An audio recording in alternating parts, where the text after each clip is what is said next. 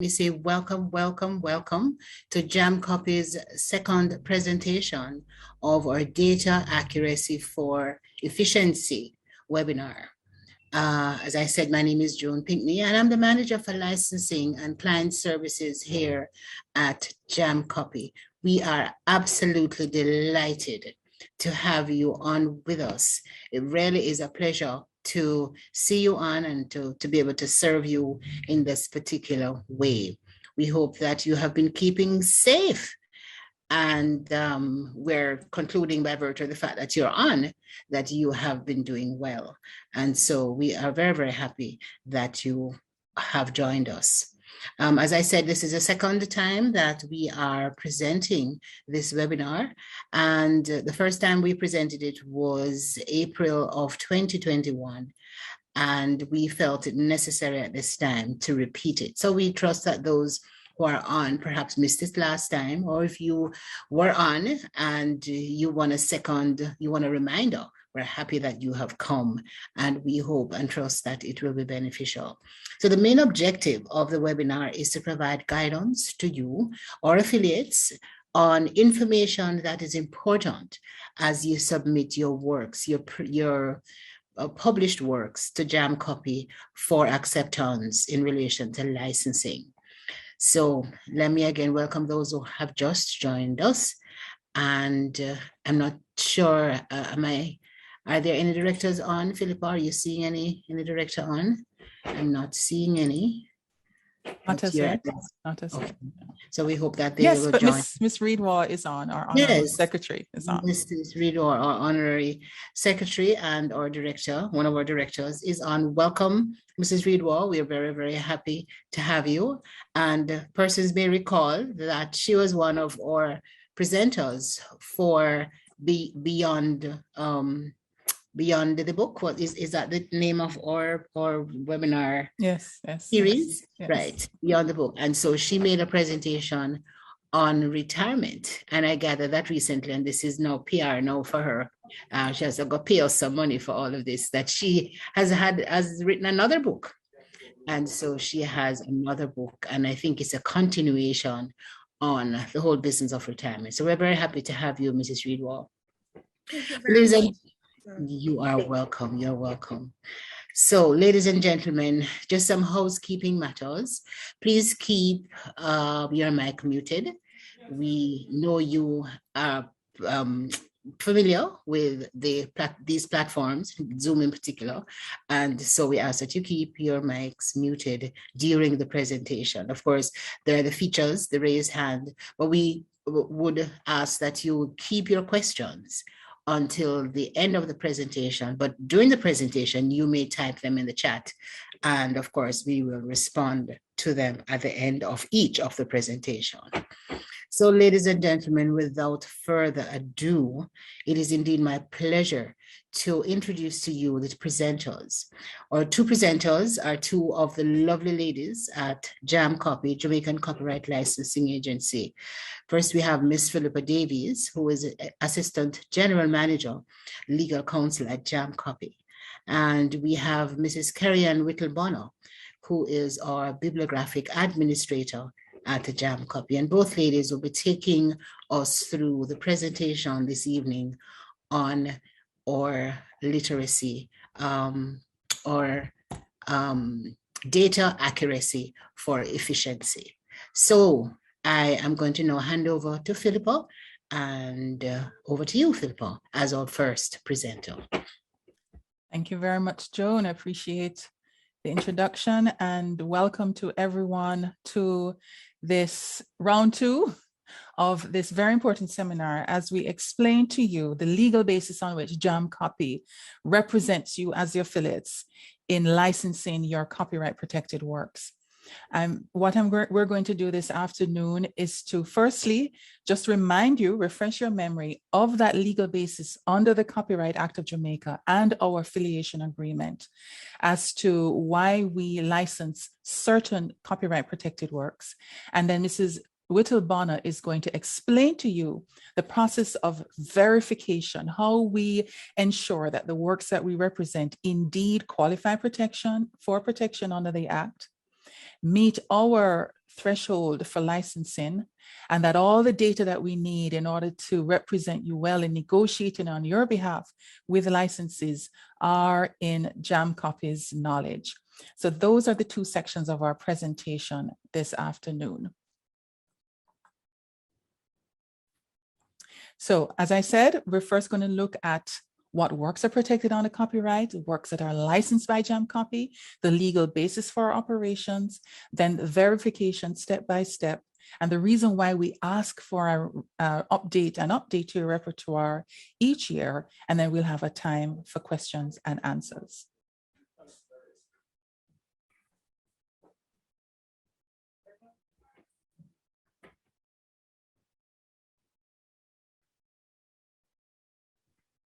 So let's begin with eligibility. What qualifies as a work that's protected under copyright? Well, first, to situate where we are in the world of intellectual property, which is the area of law that protects original creative works. There are various heads of intellectual property. Under industrial property, we have patents and trademarks and designs. Then we have the area of copyright and related rights. And you probably are aware of the allied rights, such as trade secrets and image rights, and traditional knowledge that protects knowledge about medicinal plants and indigenous folklore and dance. But we are focusing on copyright and related rights, which is a head under the overall creative area of intellectual property. What qualifies for copyright protection? Now, it's very important to know that copyright is the only type of intellectual property that has protection automatically once a work exists in a written or recorded form. So whereas you need to go to JIPO, the Jamaica Intellectual Property Office, which is the government agency that administers intellectual property laws in Jamaica, to have your trademarks and your patents and your designs registered in order to have protection, copyright arises automatically once your work is original to you, not a copy of somebody else's, and it is in a tangible, a written form, whether typed out or whether handwritten or whether it's been photographed. And these are the areas, as you can see on your screen, that qualify for copyright protection: a literary work, artistic, dramatic, musical, sound recording, broadcast, and cable programs. Literary meaning journals, newspapers, poems, lyrics. Artistic meaning photographs or poetry or architectural designs. Dramatic meaning plays or choreographed dances. Music meaning the sound recordings, as in the CD or the record. The broadcast, that is either on television or on radio, and the cable programs, the content that cable operators or cable stations have put together for broadcast through television, through the television.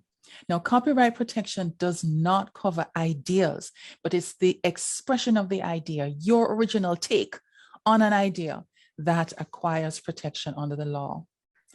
Now, as we said, it is automatic once the work exists in a written or recorded form, but it's important to make sure that you have indicated clearly on your work that you are the author, you're the creator of the work. So make sure you've written your name, the date on which the work is completed, February 9, 2022, and the international symbol for copyright, which is the letter C inside of the closed circle.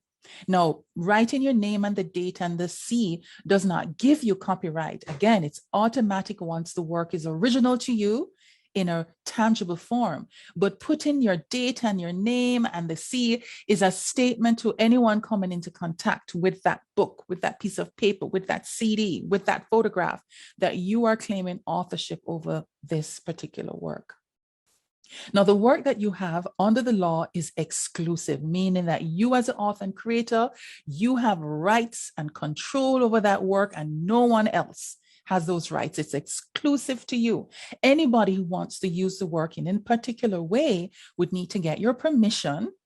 And you can also ask for a financial payment, a royalty, for the use of that work.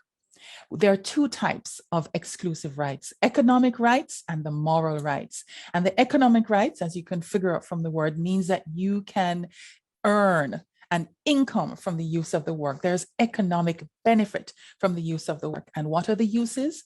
Reproduction or copying of the work. So whether it's photocopying or whether it is putting some lyrics on a T-shirt, or whether it is scanning or uploading or emailing, a copying of the work, somebody needs your permission in order to copy the work. Then there is issuing the copies to the public, disseminating it. So whether you're selling it on Amazon or through a bookstore or at a book fair, you are making the work available to the public.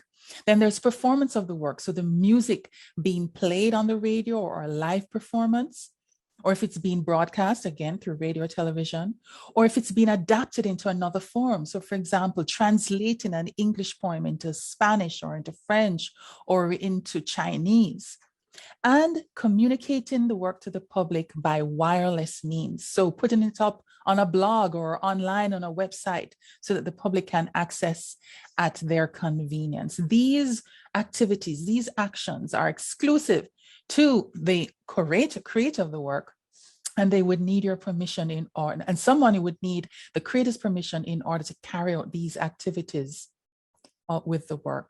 Then there is a moral right, the right to be identified as the author of the work. No one should have their name on your poem if they didn't write that poem, if they didn't compose that song. You have the right to be identified as the author. You have the paternity right to your original creation. And if someone puts their name on your work, then you can take legal action under the Copyright Act for this false attribution. It's not their work, and therefore your name should be stated.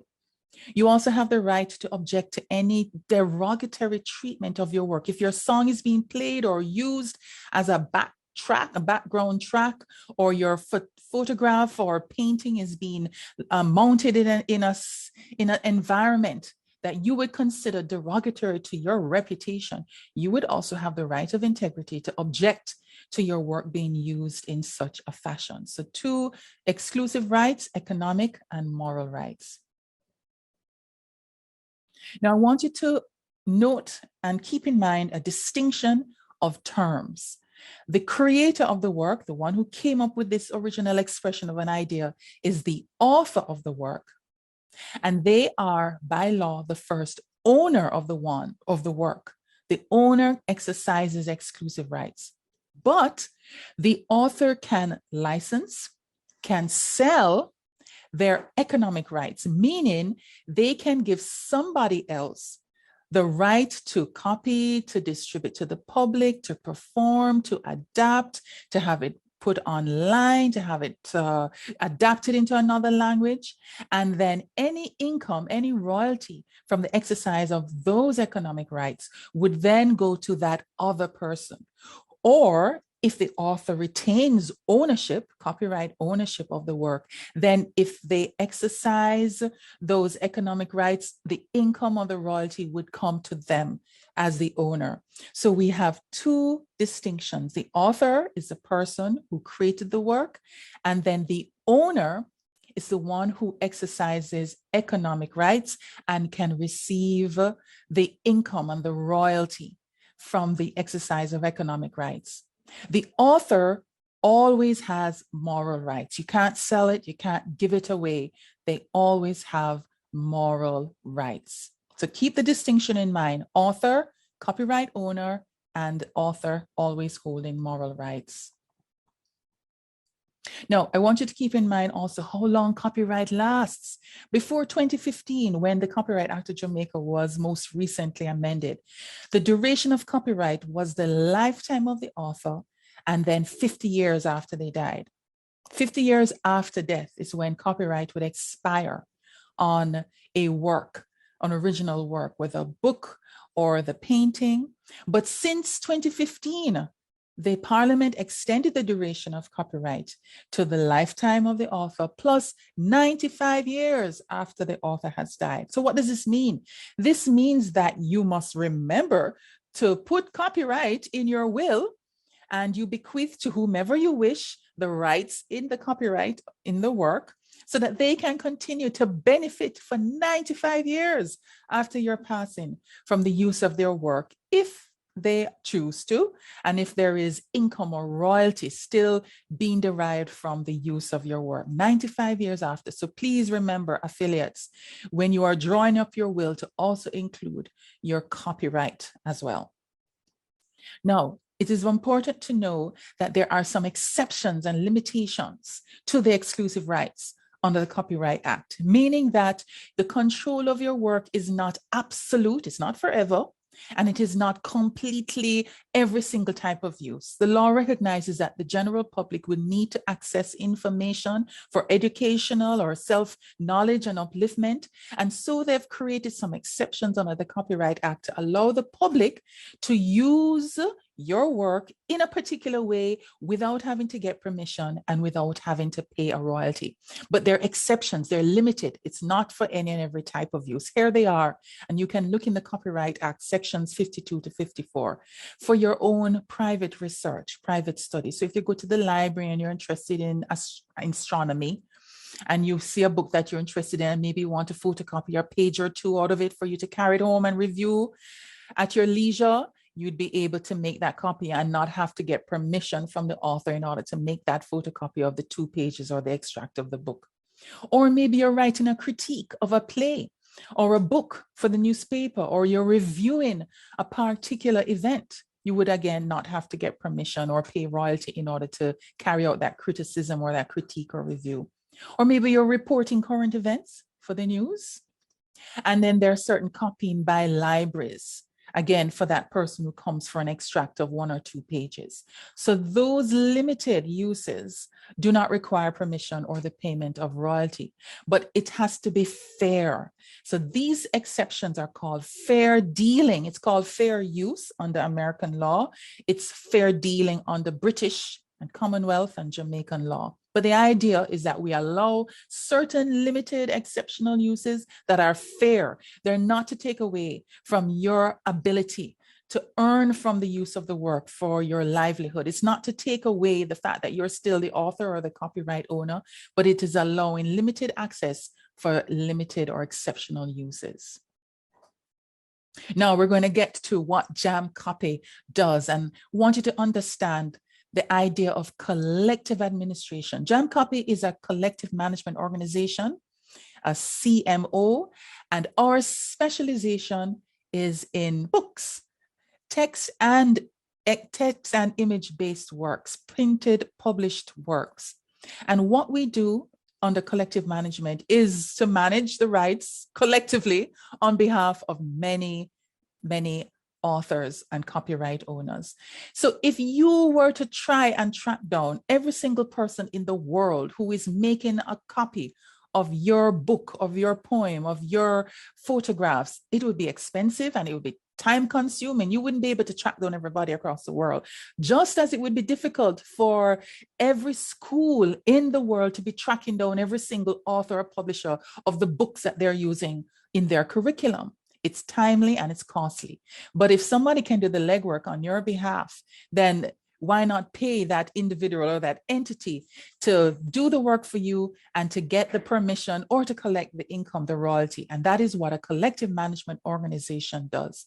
We collectively administer the rights on behalf of the copyright owners. And JAMCOPY, our specialization is called reproduction rights. We are a reproduction rights organization, RRO, and we are actually part of an international network. We don't stand alone. There are others like JAMCOPY across the world.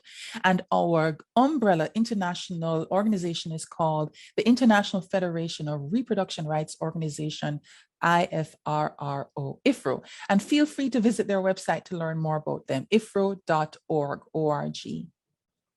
So you could consider JAMCOPY the bridge between the users of the work, and particularly educational institutions, and copyright owners. And having a license from JAMCOPY, having us act on your behalf to get permission, to give permission and to pay the royalty, saves time, saves money, and it also protects the user from legal suit.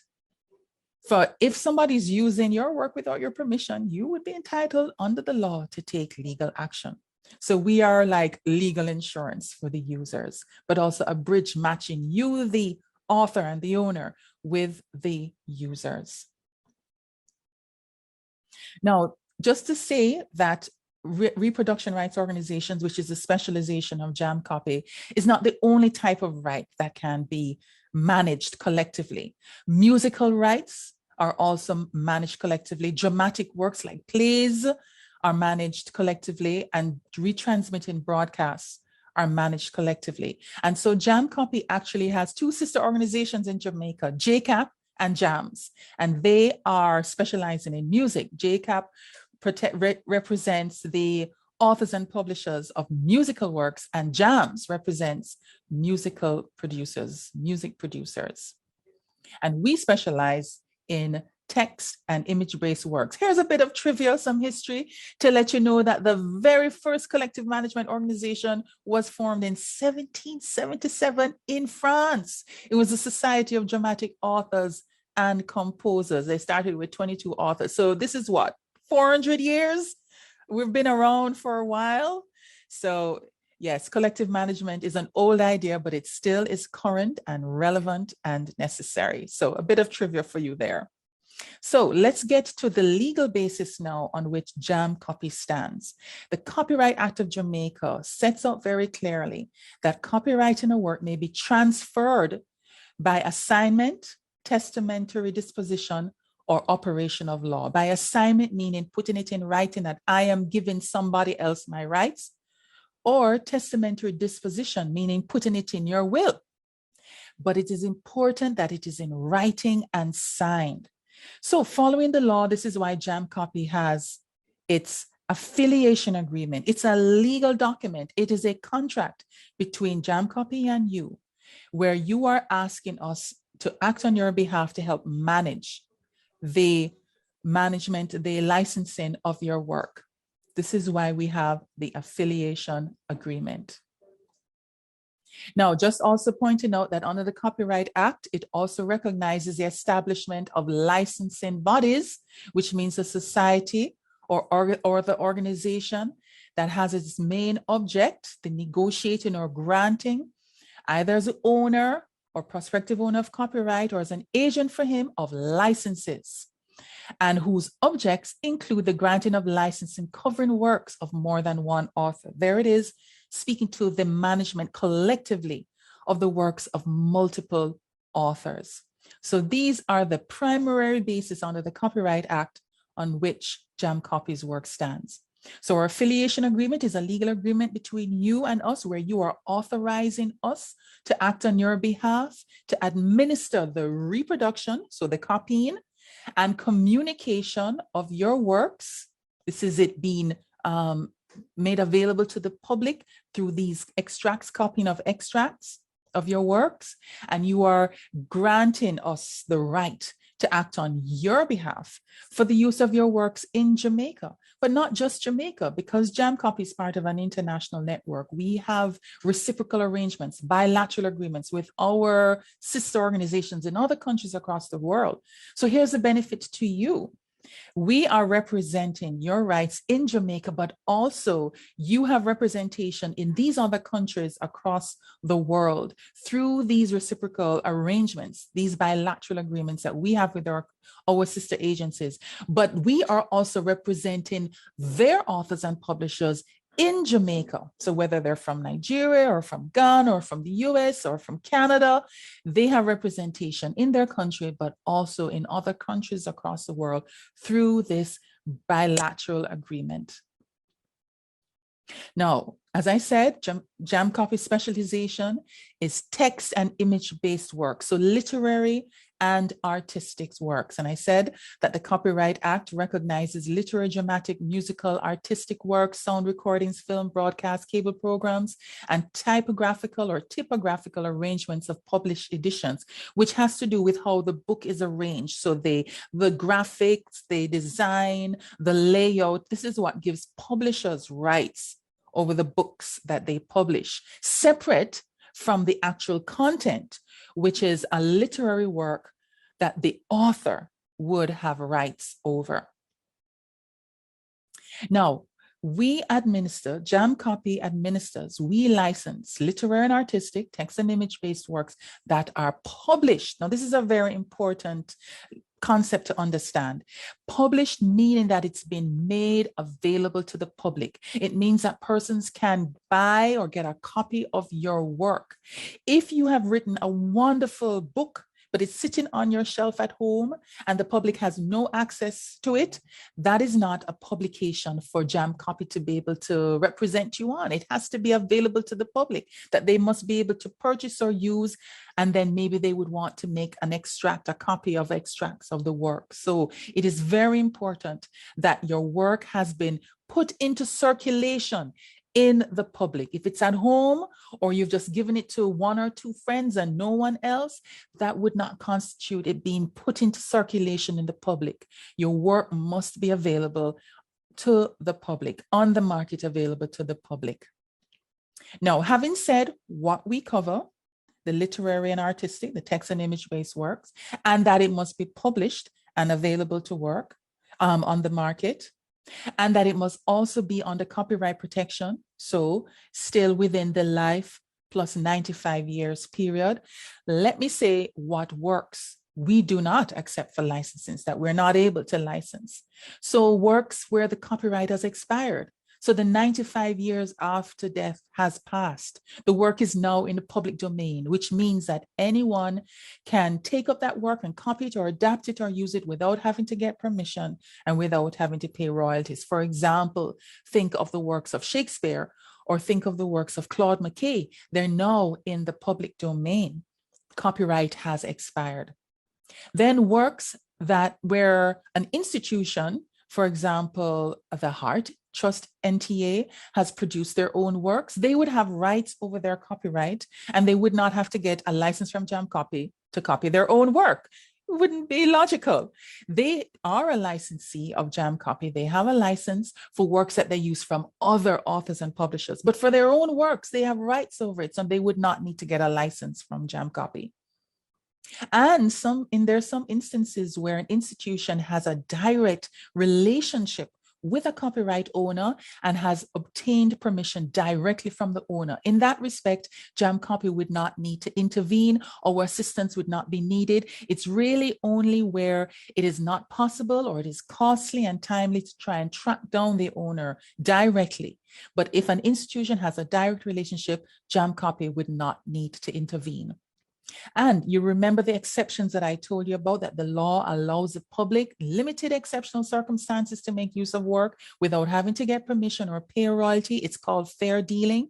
JAMCOPY doesn't take away what the law offers. We are licensing uses of the work that go beyond fair dealing. So if you are critiquing or reviewing or you are reporting for current events or you're carrying out your own private research and study, a license from JAMCOPY would not be necessary. It's only if your use goes beyond fair dealing.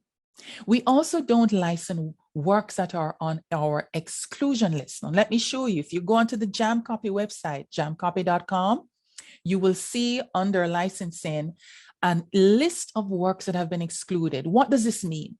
It means that an author and publisher, whether in Jamaica or across the world, has said, we don't want to go through a CMO. We want to continue managing our rights by ourselves. So we're going to let the CMOs know, exclude this title from your list of works. So if you go onto our website, you would see the works that have been excluded in Jamaica and from Canada and the USA. What does that mean? It doesn't mean that the work is no longer under copyright protection. It means that you as a user or as an institution, you would need to check this list from JAMCOPY's website, whether the work that you're using falls under JAMCOPY's licensing repertoire, or whether you're going to have to directly approach that author or publisher for permission to make extracts or copies of that particular work. So very important for you to check our website for the exclusion list, which is updated each year.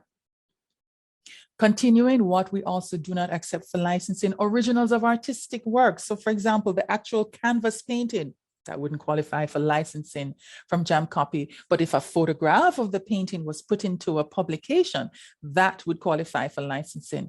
Unpublished works. So for example, you've done a brilliant PhD thesis, but it's in the library. You haven't published it as in a journal or as a book. It would not qualify for licensing because for us, it's not yet published. Also excluded from licensing are photographic negatives or other transparencies, or publications that have an express notice that say you are not to license this work or it's not available for licensing. Also excluded from licensing are consumables. Think about coloring books which are really for a one-off use, or workbooks where the children are expected to write up inside the workbook and then it would be discarded after use, or assignment sheets. Those are deemed to be one-off works for one-off use, or to be consumed once and then discarded. Those would not be available for licensing because they're meant to be used only once. But think about a textbook or a novel that can be read over and over and over again. That novel doesn't have a shelf life or a particular lifespan. It can be used multiple times and its value does not diminish. So those consumables or one-off works would not qualify for licensing. Also excluded from licensing are publications containing commercially valuable proprietary information, such as newsletters with a restricted circulation, which again would not constitute published for us because we're considering the wide public. Also letters to the editor, advertisements, or business cases which are available for purchase. These would be excluded from licensing from JAMCOPY. So that's the end of my section, giving you the legal basis on which JAMCOPY does our work, and also the content of our affiliation agreement, a brief overview, and what qualifies as a work that can be licensed by JAMCOPY. I'm now going to hand over to our bibliographic administrator, Mrs. Carrie-Ann Whittle-Bonner, who is now going to explain to you the step-by-step process of verifying the works for licensing. Carrie-Ann, over to you. Thank you, Philippa. Let me share my screen just a minute.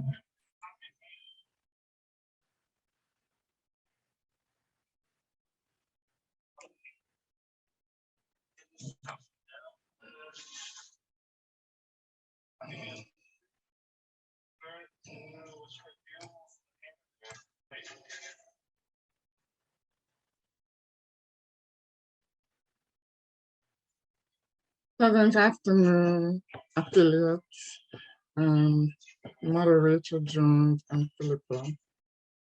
Today, we're going to explain the process of verification and what the process of verification entails. Now, this is my content. What is verification? I'll be explaining the process of verification and what is contained under the process of verification, which is ISBN. I'll explain the aim and objective, purpose, and the 8 elements. And then thereafter, I will explain the proof of work, what are the samples required for each type of affiliate group that we have, which is writers, music composers, and visual artists. So let's begin.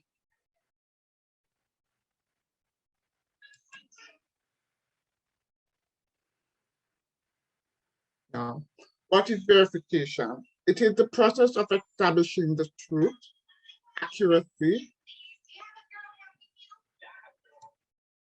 accuracy or validity of something. The process of verification, it is the process of determining or evaluating whether a work data fulfills the requirements or specification established at JAMCOPY. Now, my task at JAMCOPY during the verification process involves one of many of my pivotal tasks is to execute the verification process by exercising the usage of the 8 elements of the International Standard Bibliographic Description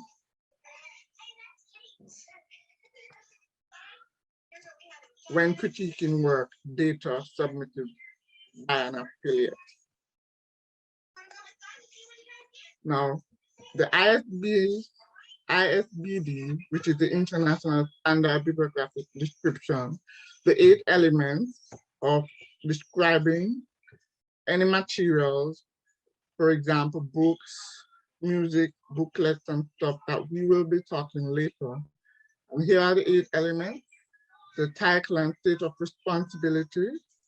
The state of responsibility is the creator. The edition, the material with specific details, publication, description, physical description, series, notes, and standard number in terms of availability. Now, my main and objective of the ISBD is a set of rules produced by the International Federation of Library Associations and Institutions, IFLA, to describe a wide range of information resources in different formats for easy recognition and interpretation for cataloging and classification. Now, what is the purpose of the ISBD with the 8 elements? Well, it ensures that we check and examine the authenticity, the accountability, and traceability. Now, we're going to look at some of the basic requirements and basic description that we require for a book be submitted at JAMCOPY. Sorry. Oh, my apologies, hold on.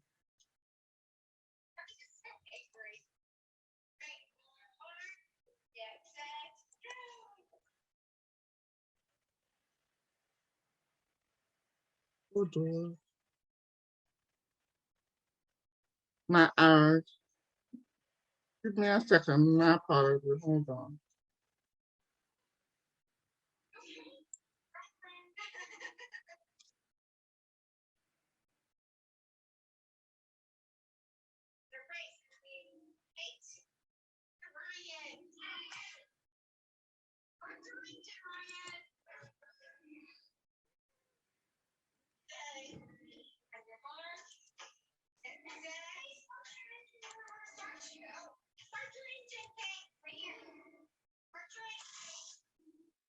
Okay, here we are back.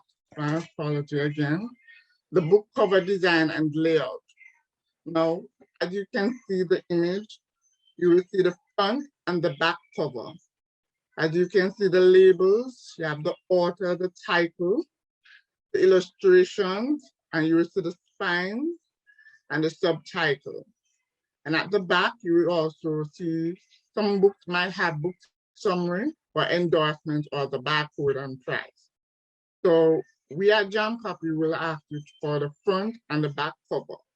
But that will be explained further on when we speak about the requirement for submitting your work. Now, we also ask for the copyright page. Now, the copyright page entails where the date is, as you can see the arrow, the ISBN number, and the publication information, the publishing house in which the book was published, or the work was being published.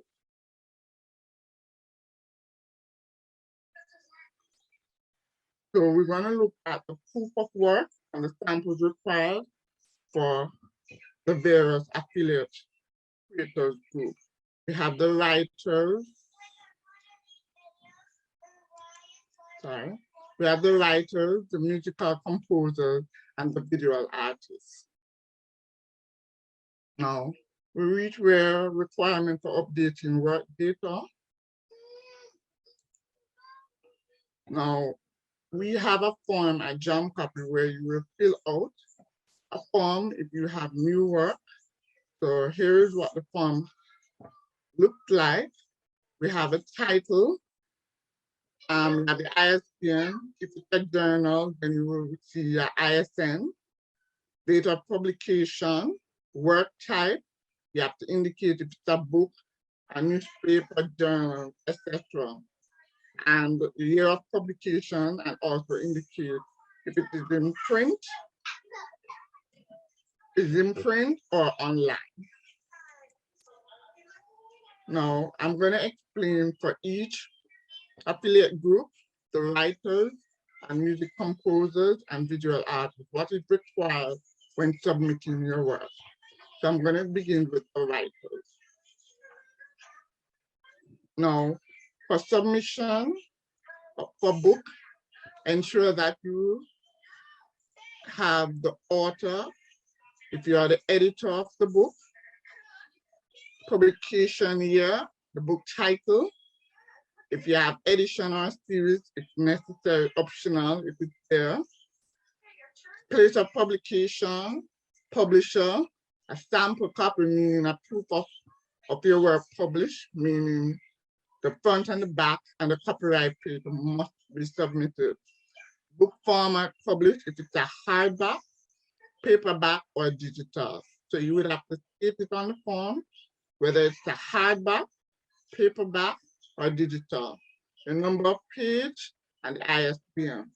Bear in mind that the hard book, the paperback, and digital have different ISBN numbers.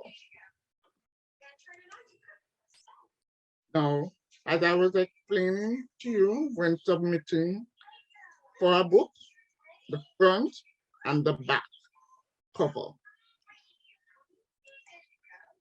and also the copyright page that gives most of the details, bibliographic details. Now, for book chapter,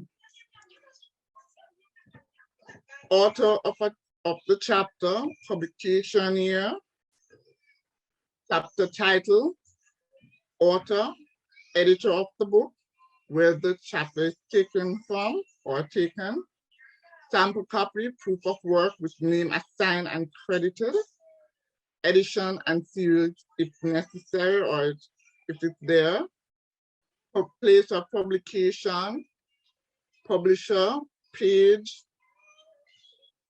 or petition, book format, published, hardback, or paperback or digital, and the ISBN number. Here's an example of what is to be submitted. For a book chapter, you make sure you have where the book is taken from, the material, meaning the parent work. That we must know where it is taken from, which book, the content, where your work is being highlighted or published in, and the article that you have written within the book chapter or contributed to the book, then your name's supposed to be there. So here's another example, the book, the parent work, the title, and the person's name.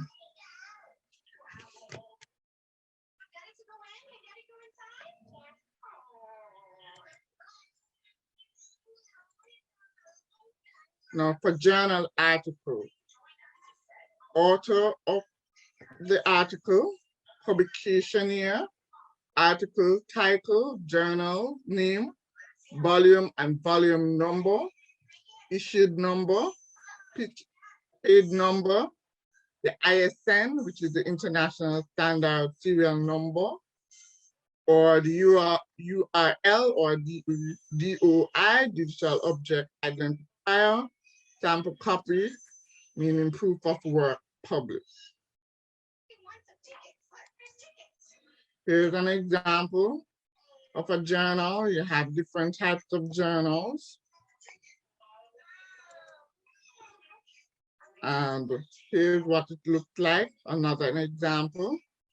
So you have a table of contents based on where your work will be in the book. Also, the front of the journal needs to be printed in order to know where your work can be found.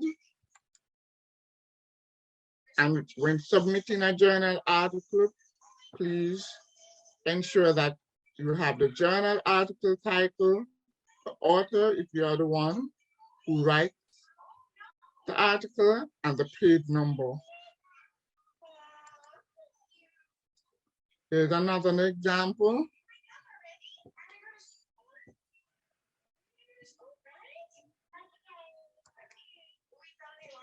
For a popular magazine article, the name of the magazine, the article title, author, the issue number, and publication period as well.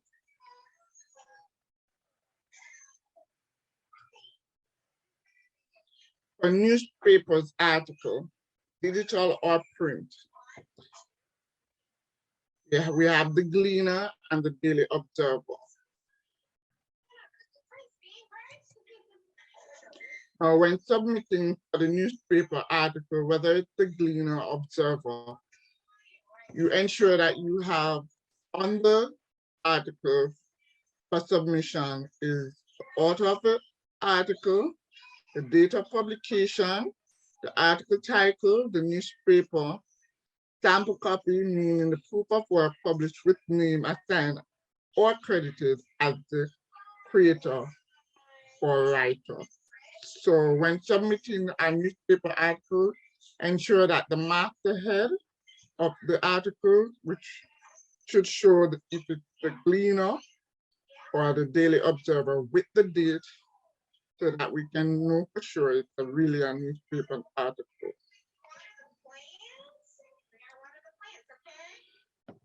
Here is an example what should be submitted when submitting a newspaper article.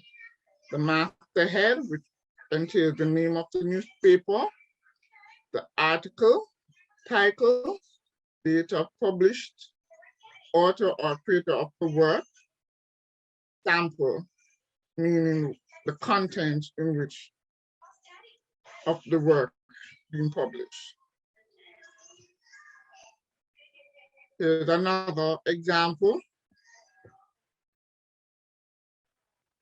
shown.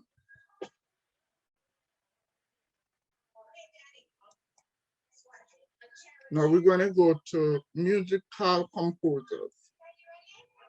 Now, for submitting music work, it must be a written song, and it must entail the title of the song, composer or writer lyrics, meaning the words of the song, sample copied, lyrics were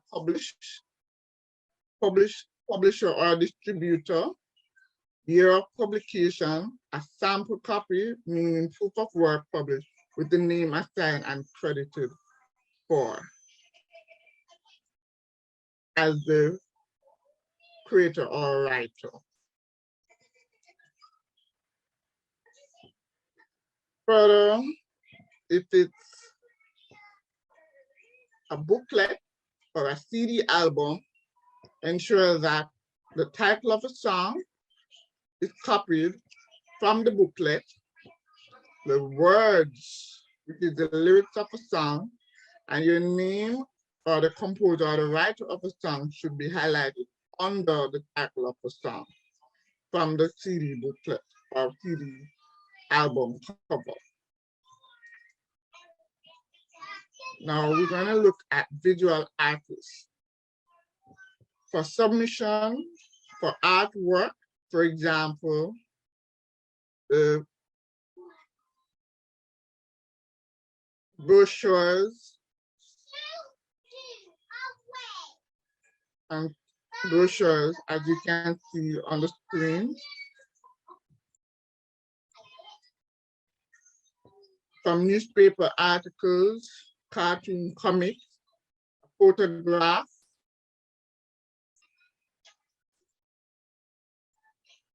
artwork in newspaper.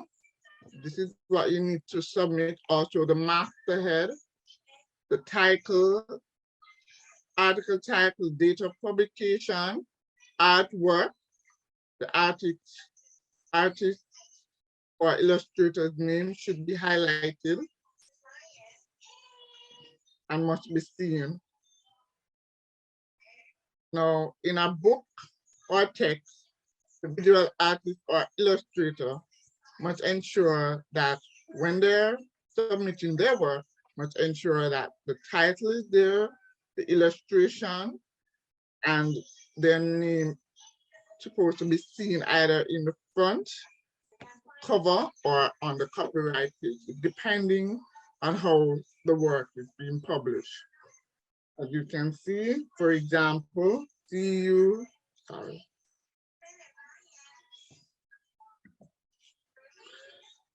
you later, alligator, and you will see the illustrator, Emma Leavis.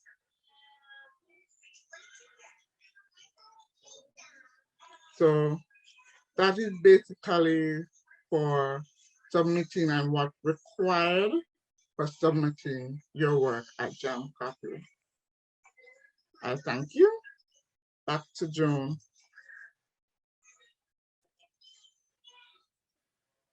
Hello. Hi, Carrie. You would like to close the share screen? Yes.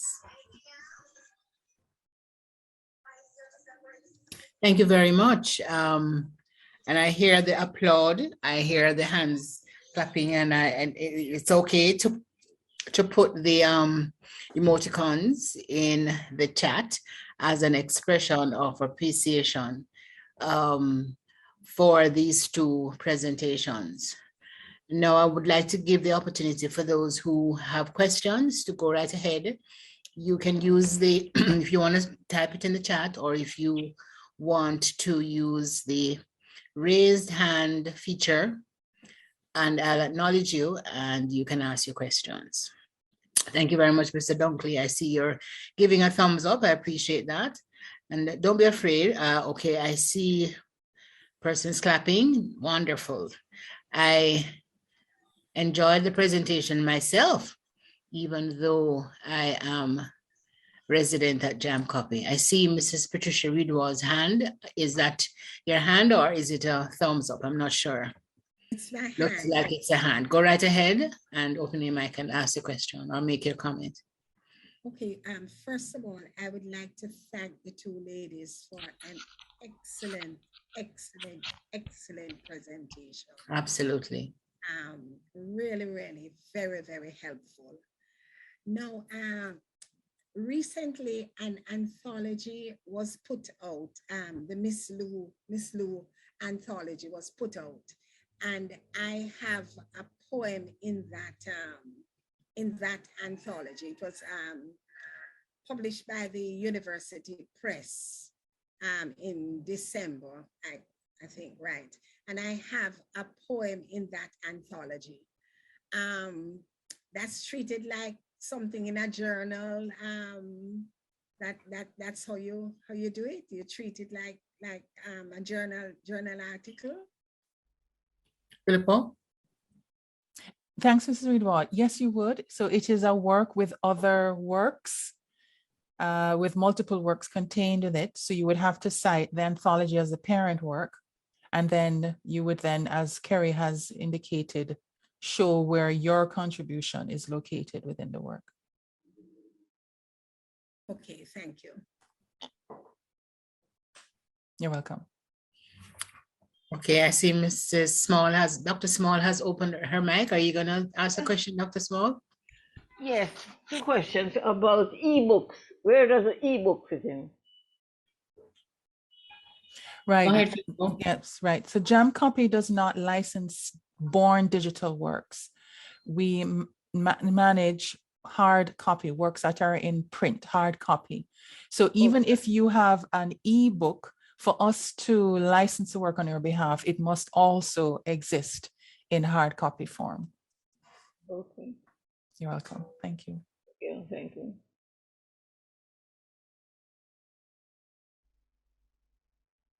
Let me just continue looking through the chat for the questions. Mr. Dunkley, you have a question?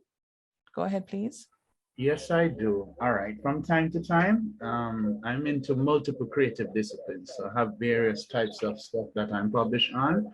But from time to time over the years, I would have seen where the Gleaner or the Star or even the Observer would have had works in terms of my photographs being used for various artists I photographed, right? And I don't see a credit there, but the photograph is used, which I can identify as mine. What scenario? How do we deal with that scenario? I've never put claim to them, but I know I own those photographs. But how do we deal with that scenario when the gleaner or maybe the artist, whoever it is, there's no credit there for your photograph, but the work is used to publish that page or embellish that page?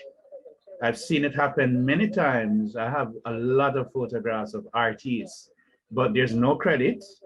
At the same time, the photograph is used to embellish a page. And I'm just wondering, how do we begin to deal with that? Okay, thanks for your question, Mr. Dunkley. Now, you remember I had raised two terms and said to note the distinction, author versus copyright owner. So you as a photographer would be the author or the creator of the photograph. But the question is, who's the copyright owner? Have you retained the rights over the work for it to be published and used in the newspaper, or did you give those rights to the Gleaner or whomever else? So the question would be, you had a contract with Gleaner. What was the arrangement with the Gleaner? How did they come across your photographs? How is it that they have it in their publication? The question is, who owns those photographs? Those are mine, but as I'm saying, they're in their publication, but the photographs are mine. How did the Gleaner get those photographs?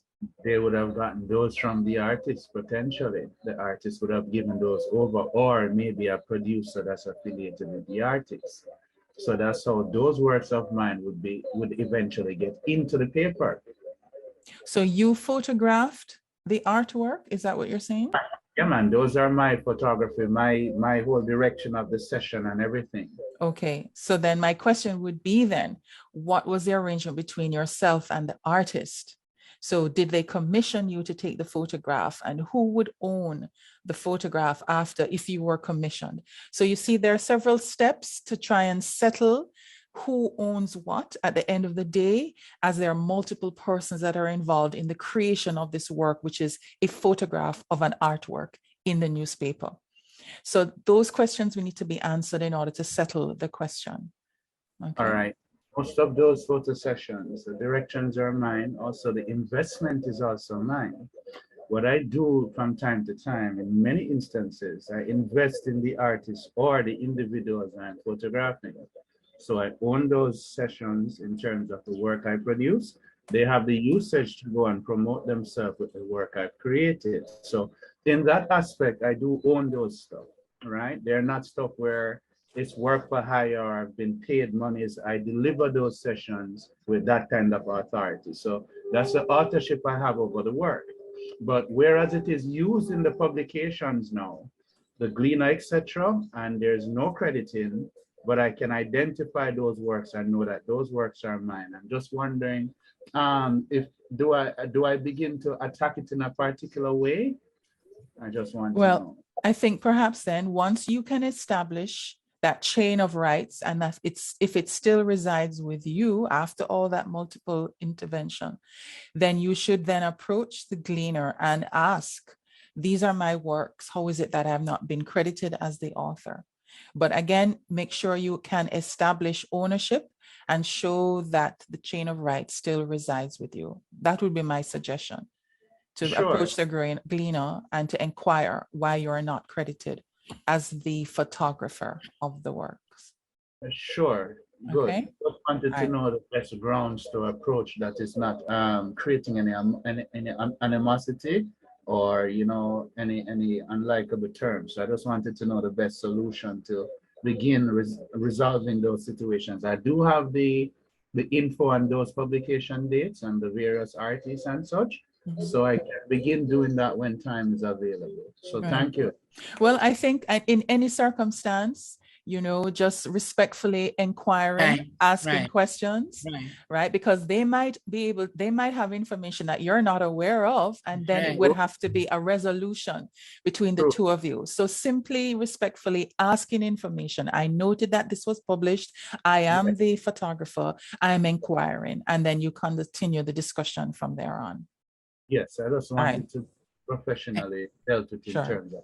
All right, that was what I was going to add, Filippo, because sometimes we don't know what they know, and to be on the safe side, you tread cautiously. Cautiously, right. Okay. Thank you very much. I see a question from John Itunde. Ayatunde, I saw that patriarchy runs deep even in copyright. Why is it only paternity of created work and not maternity? Is the creative process not birthing, midwifing ideas? Well, perhaps Professor might want to write an essay on that topic. I don't know, in all honesty, Professor Bewaji, but it takes two to make a baby, both father and mother. And so it's good that we have the father recognized here through paternity in copyright, but worthy of an essay, perhaps. Well, maybe he could also answer the question on why countries are referred to in the female form. That too. All right. Someone is asking, Nadine is asking, she's expressing thanks for the great presentations. You're welcome. Do you license graphics, poems, and short stories on a website or blog? If so, what are the requirements? Right. So then again, this is born digital, a work that exists only in digital form, and that would not be licensed by JAMCOPY. It would have to also exist in a printed hard copy form for us to license it. Doesn't mean that it isn't protected by copyright. Again, if it's an original work to you, literary, artistic, musical, it very well is under copyright protection. So people should not be taking your poem off the web, off your blog and using it, or your short stories. You still have rights. But whether JAMCOPY can license the work, if it's born digital, no, we're not able to. Right. All right, thank you.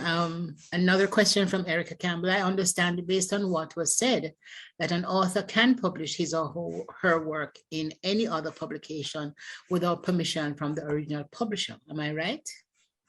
Well, that would depend on your contract, the terms and condition of your contract with the publisher. So check back that contract.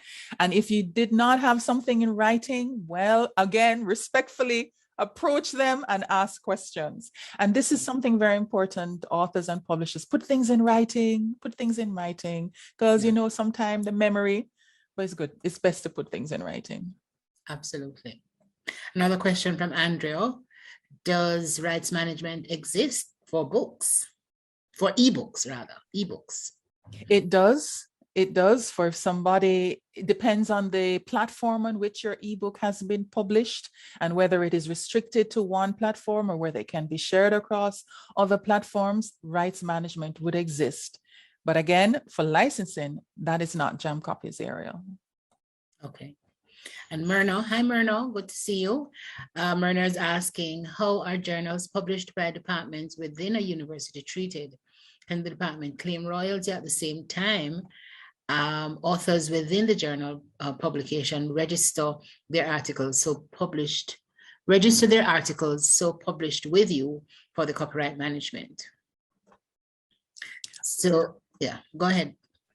So let me just. So she's asking, the journal is published by a department within the university, but many of the authors are employed to the university, and they have used their articles to join JAMCOPY.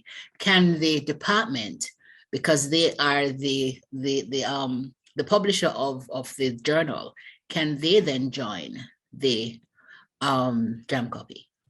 Right. So there are two distinct rights. There is the content, the actual literary content that the author would have rights over.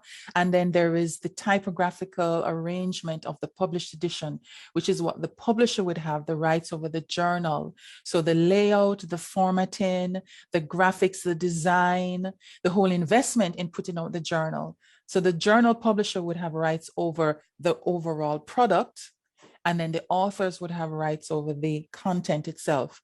But again, check the contract.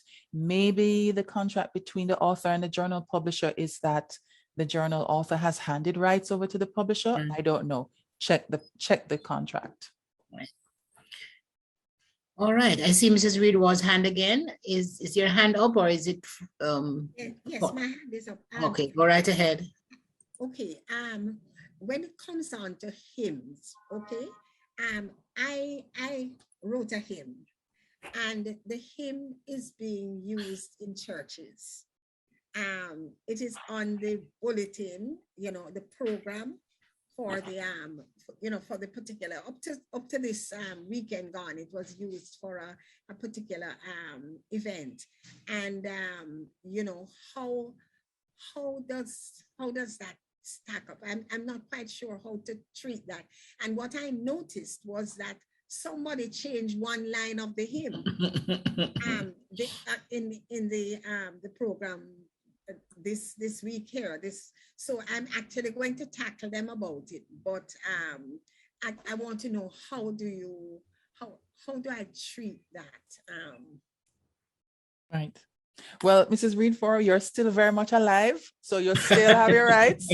So certainly you should approach them and ask on what basis and with whose permission did they change the line in that, because that's really an adaptation. Just the one line, they are adapting that hymn, that literary work without your permission. So they have infringed your copyright. In terms of the hymn being published, have you published the lyrics to that hymn? Or was it the first time, was it appearing in that church bulletin? And did anyone have any discussion with you? And how did they come across the hymn to include it in that publication? So those are some questions to answer. Well, when you say publish the hymn, I'm not quite sure, because, okay, I put out the hymn. It has been used in a number of churches with my permission. On bulletins and so on. Is that considered publication or not? Is publication something with an ISBN number, and what exactly is publication? Right. So so early in the presentation, I showed what the Copyright Act calls publication. It's issuing copies, making them available for circulation in the public. So when you said that you put out the hymn, what does put out mean for you? It means that I wrote the hymn for a particular occasion, and the hymn now is being used for similar occasions in different churches. As people come across the hymn, they are now using the hymn. So is it in a hymn? Is the hymn in a hymnal or a hymn book? Or no, it's not in a book. People will send to me and ask me for permission to use it, or ask me for the words. They might have heard it somewhere and so on, but it's not in a hymn book itself. It's not in that kind of official publication. So this is what I'm trying to find out, right. In terms of. Right.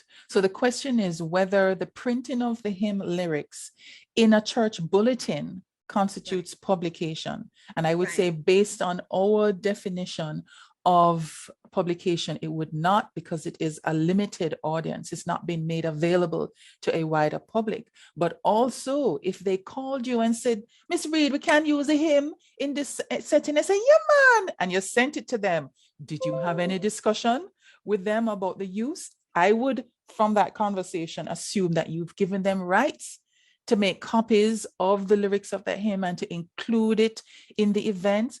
Or was it clear to them that you're giving it to that organizer only for that particular event, and that you're not giving them permission to make copies in other publications or other hymn or other services, bulletins, or church service orders of service?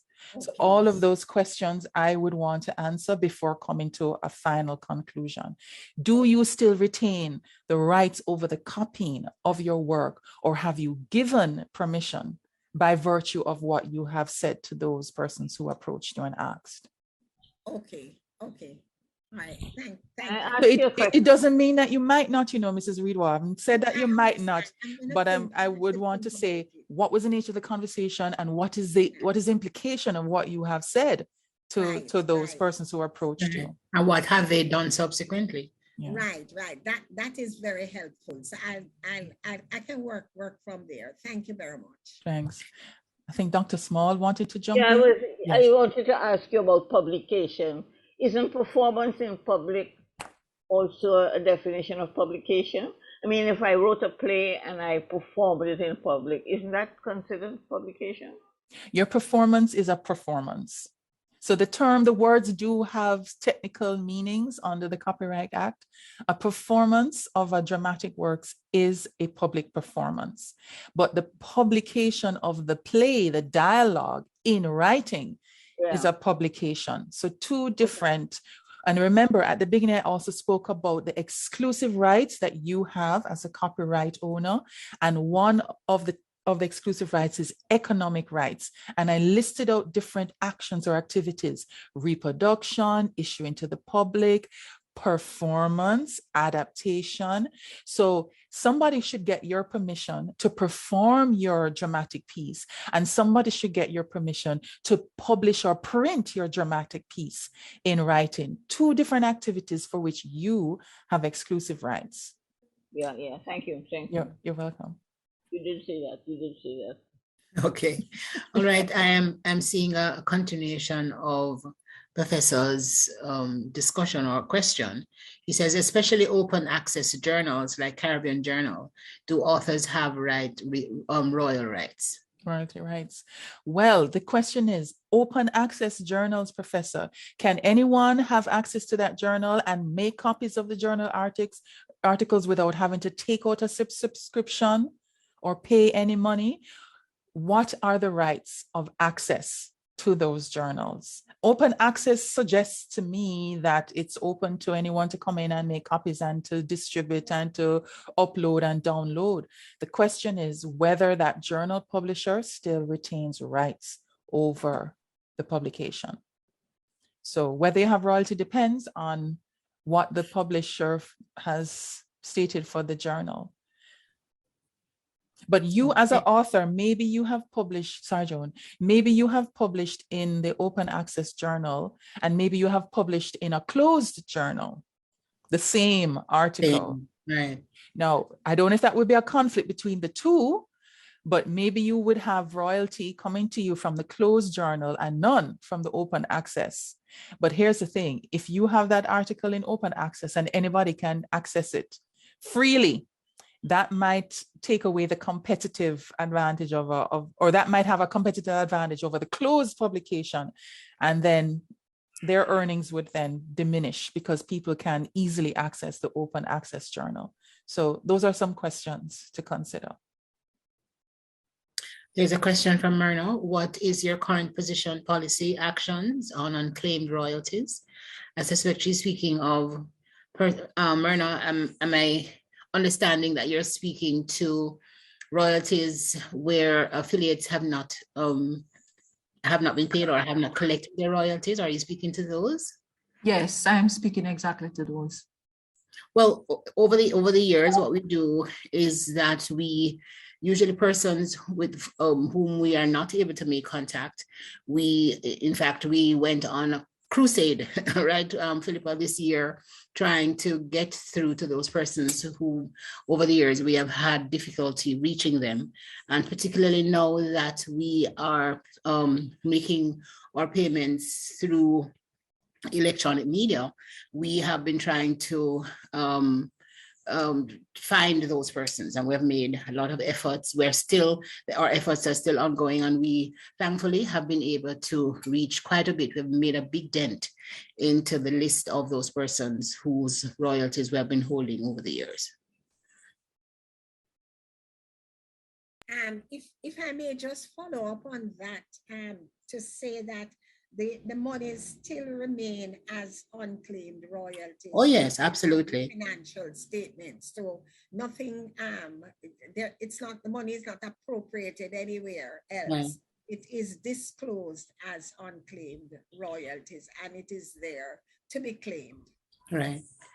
And in fact, as one of the things that we were discussing with the board is the next step as to how do we reach those persons whom we have not been able to make contact with. The list is much shorter now, I must say, and we're happy that we've been able to reach so many over the period that we have been really pushing to reach them.